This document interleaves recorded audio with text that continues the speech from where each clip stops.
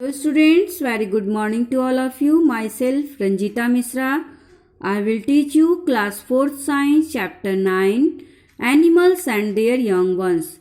In my previous video I was told you about to continue the life on the earth, animals, living things, all living things reproduce. Okay, यानी पृथ्वी पर जीवन के लिए सभी living things reproduce करते हैं. The process by which animals reproduce their young ones is called reproduction. वैसा process जिसमें एनिमल्स अपने समान बच्चों को जन्म देते हैं वह रिप्रोडक्शन कहलाता है. Animals can reproduce by two ways. दो तरह से ये रिप्रोड्यूस करते हैं. By giving birth, by directly giving birth, यानी अपने समान बच्चों को जन्म देकर, जिन्हें हम वीवी पेरस कहते हैं, और बाय लेइंग एग, और अंडे देकर, जिन्हें हम ओवी पेरस कहते हैं. तो yesterday I was told you about the animals that give birth to young ones like human beings, elephant, cat, dog, etc. Okay, I was also told you about the animals that lay eggs. Okay, I was told you about the birds, reproduction in birds. Now we will study about the frog. Okay, a frog lay a cluster of eggs in safe place in water. The cluster of eggs is called spawn. Frog water में बहुत सारे अंडे देता है और यह cluster of egg spawn कहलाता है. Students, we know that the frog is an amphibian. हम जानते हैं कि फ्रॉग एम्फीबियन होता है. एम्फीबियन मीन्स क्या होता है? यानी the animal which live on the land and in water. वैसा एनिमल जो लैंड पर भी रहते हैं और वाटर में भी रहते हैं. The baby frog called tadpole comes out of the egg in about 3 weeks. Okay, 3 week के बाद यह बेबी फ्रॉग, जिसे हम टेडपोल कहते हैं, वह बाहर आता है. They look like tiny fish and breathe through gills. वह छोटी मछली की तरह दिखता है और अपने गिल्स से सांस लेता है.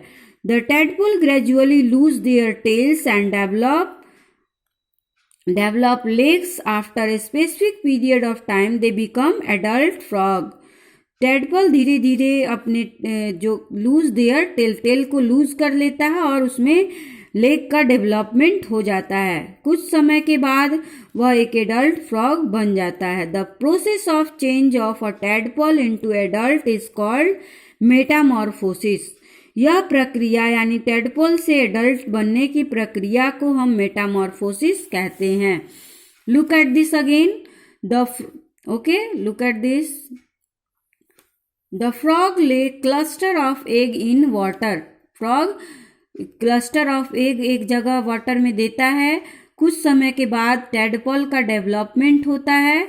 यह टेडपोल वह एक छोटी मछली के समान दिखाई देता है जिसमें टेल पाया जाता है और यह टेडपोल गिल्स के द्वारा सांस लेते हैं. ओके, आफ्टर लूजिंग टेल के लूज करने के बाद इनमें लेग्स का डेवलपमेंट हो जाता है और कुछ समय के बाद यह एडल्ट फ्रॉग बनते हैं. और यह टेडपोल से एडल्ट फ्रॉग बनने की प्रोसेस को हम मेटामॉर्फोसिस कहते हैं. Okay students, the parent frog also take care of their babies but only for a short time.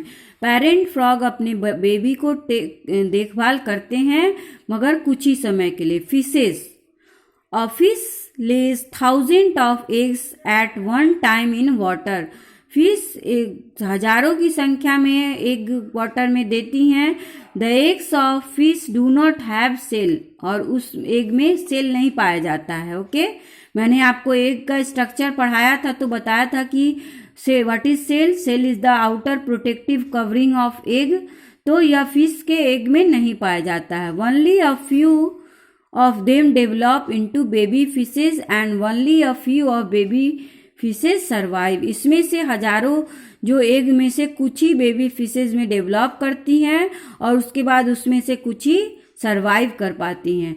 Most of the eggs and baby fishes are eaten by other big fishes. बहुत सारे baby fish के अंडे और baby fishes बड़ी मछलियों के द्वारा खा ली जाती हैं.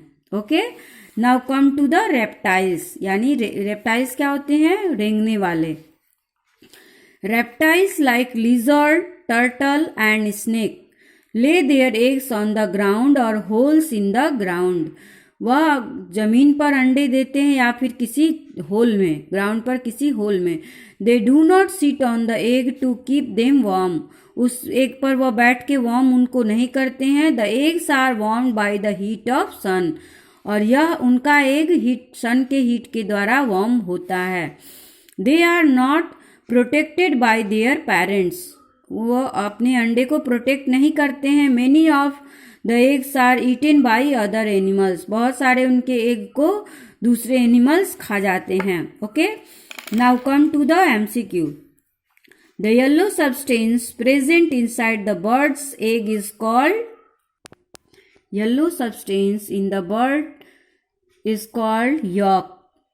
Okay, the egg of the reptile are warmed by the heat of the sun.